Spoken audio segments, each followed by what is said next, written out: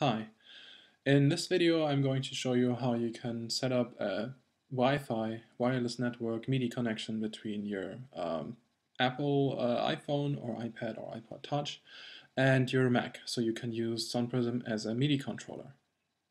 For that, I would highly recommend either, if you have an iPad, using the camera connection kit and using a cable, because that cuts down on latency even more.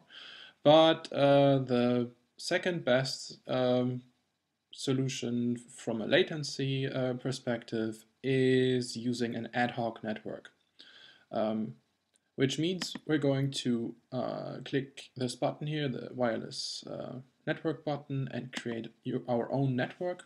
I'm going to call it music.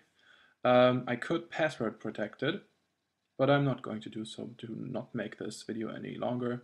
You should probably do this to add a little bit of security.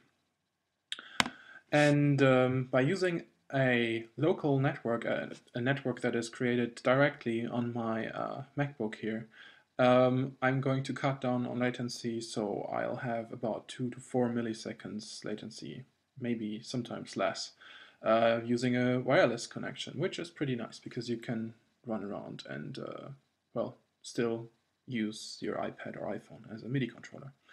So after you've set up the wireless network, you need to go to your applications, then to your utilities folder in there, and in there you need to click on Audio MIDI Setup, or open that.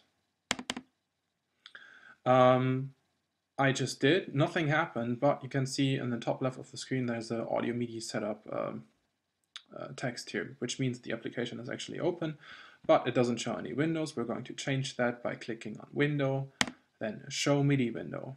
Then I'm going to double click on Network, and I'm going to create a session here. Now would be the time to join the network that you've just created with your iPhone or iPad. For that, you need to go to Settings, and there just join the wireless LAN network that you've just created. I'm not going to do this because this is just a simulator. It has a connection to my Mac anyway. But you need to join that network that you've just created with your iDevice. So after that, you need to start SoundPrism. And in SoundPrism, you need to activate MIDI by going to Preferences, MIDI, and turning it on. That's actually all there is. Then you can go back to the Audio MIDI setup, and you will see that your iPhone or iPad is showing here. In my case, the iPhone simulator is showing. So I'm going to connect that, then start up GarageBand, for example.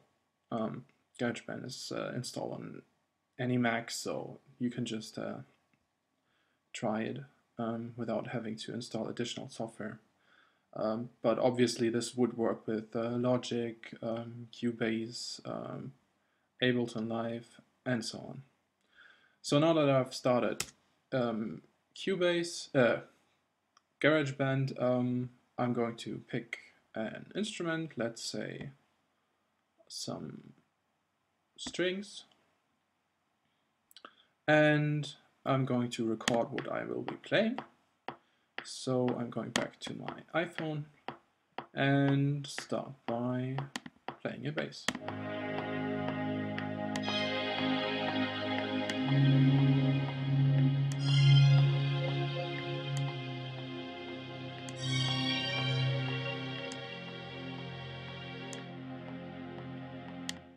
Nice. So that's actually all you need to do. And then you can use SoundPrism as a MIDI controller.